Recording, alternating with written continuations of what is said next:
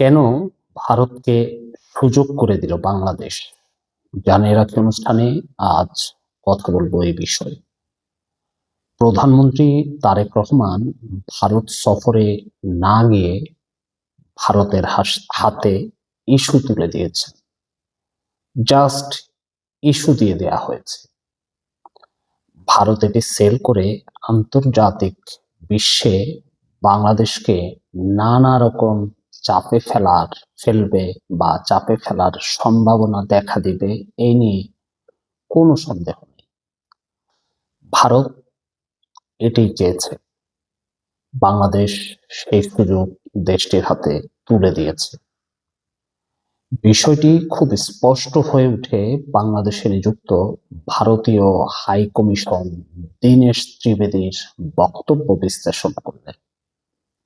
আপনারা সবাই ইতিমধ্যে জেনেছেন, গত 18 আগস্ট ঢাকায় একটি অনুষ্ঠানে অংশ নিয়ে দীনেশ ত্রিবেদী বলেন, প্রধানমন্ত্রী তারেক রহমান ভারত সফরে গেলে তাকে তার প্রাপ্য অনুযায়ী সম্মানজনক অভ্যর্থনা দেয়া হবে। এটি ভারতের প্রধানমন্ত্রী নরেন্দ্র মোদী আশ্বস্ত করেছেন। সফরটি স্মরণীয় হবে এবং শেষ পর্যন্ত এর সুফল মানুষের কাছে যাবে। দীনেশ ত্রিবেদীর এই বক্তব্য ভীষণ ইঙ্গিতপূর্ণ, অর্থাৎ যেটি বলেছেন যে এই সফর স্মরণীয় হয়ে থাকবে এবং দেশের মানুষের কাছে এর সুফল যাবে। আমি আবারও বলছি, এখানে সূক্ষ্ম রাজনীতি ও কূটনীতি করেছে ভারত। তার এই বক্তব্যেই নিহিত আছে ভারতের ভবিষ্যৎ কূটনীতির ইঙ্গিত। আমাদের প্রধানমন্ত্রী ভারত সফরে না যাওয়ার সিদ্ধান্ত জানানোর পরও ভারতের প্রতিনিধি খুব ঠান্ডা মাথায় এই প্রসঙ্গটি টেনে এনেছেন এবং জানিয়েছেন সফরটি স্মরণীয় হবে এবং শেষ পর্যন্ত দুই দেশের মানুষের সুফল পাবে এই বিষয়টি। অর্থাৎ দীনেশ ত্রিবেদী স্পষ্ট জানিয়ে দিয়েছেন দেশের মানুষ বঞ্চিত হওয়ার বিষয়টি, যেহেতু তিনি বলেছেন এর মানুষ সুফল পাবে, না যাওয়ার মধ্য দিয়ে মানুষ বঞ্চিত হবে, এটি উনি ইঙ্গিত করেছেন। একবারও দেশটির দায়িত্বশীল কর্তা অর্থাৎ হাই কমিশন মাথা গরম করে এর প্রতিক্রিয়া জানায়নি। ঠান্ডা মাথায় প্রতিক্রিয়া জানিয়ে ভারত বোঝাতে চেয়েছে মানুষের সুফল পাওয়ার ক্ষেত্রটি বাংলাদেশের প্রধানমন্ত্রী নষ্ট করে দিয়েছে বা বাংলাদেশ নষ্ট করে দিয়েছে। ভারত এই প্রতিক্রিয়া প্রকাশ করে দেশের মানুষকে বিষয়টি সম্পর্কে অবহিত করে দিয়েছেন। আমার কাছে তার এই বক্তব্যটি এরকমই মনে হয়েছে। এর বিচারের ভার দেশের মানুষকে দিয়ে দিয়েছেন এবং বিশ্ববাসীকে সাক্ষী করেছে ভারত, আমরা বাংলাদেশকে গুরুত্ব দিতে চাই, বাংলাদেশ নিতে চায় না, প্রত্যাখ্যান করে বা করেছে। আমি আবারও বলছি, এই ইস্যুটি প্রয়োজন ছিল ভারতের।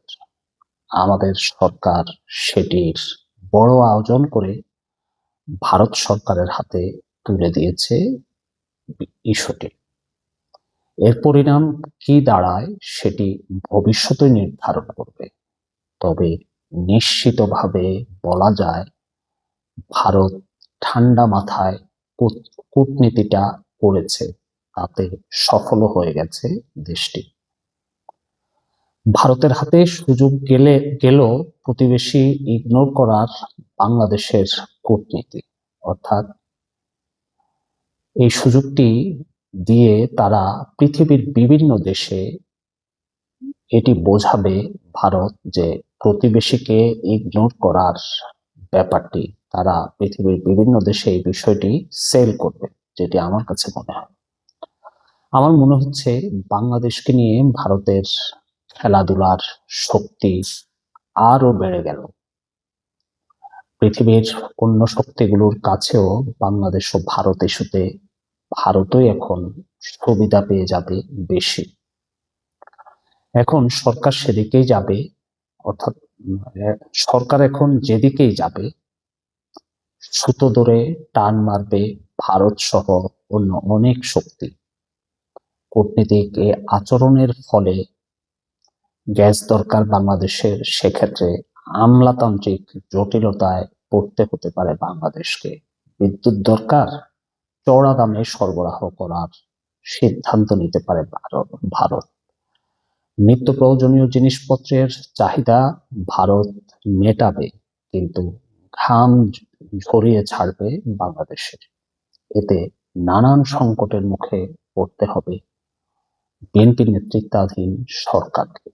এটি মোটামুটি নিশ্চিতই বলা যায়। সরকারের বিভিন্ন মহল ভেবে থাকতে পারে ভারত সংকট তৈরি করবে, আমরা সেই সংকটগুলো পৃথিবীর অন্য দেশের বাজারে ঢোকার মধ্য দিয়ে সেই সংকটগুলো ওভারকাম করব, নিজেদের চাহিদা মেটাবো।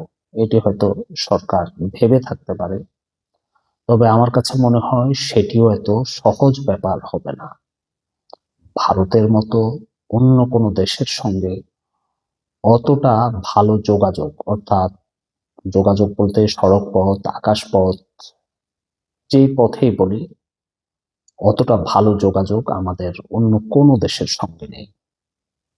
অর্থনৈতিকভাবে চড়া দামে জিনিসপত্র সরবরাহ করার মতো শক্তিশালী অবস্থায়ও নেই আমরা। ফলে নিত্যদিনের প্রয়োজন মেটাতেও ত্রাহি অবস্থায় পড়ে যেতে হতে পারে বাংলাদেশকে। সুতরাং দেশ বিদেশে ঝড় ওঠা এই কূটনীতি, ভারত বাংলাদেশের এই কূটনীতি আমাদেরকে নিশ্চয়ই নানান সংকটের মুখে ফেলে দেওয়ার এক ধরনের ক্ষেত্র তৈরি করে দিয়েছে বাংলাদেশ। আজ এ পর্যন্তই। কথা হবে নতুন কোনো প্রসঙ্গ নিয়ে, আপনাদের সামনে আবারও আসবো। সে পর্যন্ত আপনারা সকলেই ভালো থাকবেন। সকলকে ধন্যবাদ।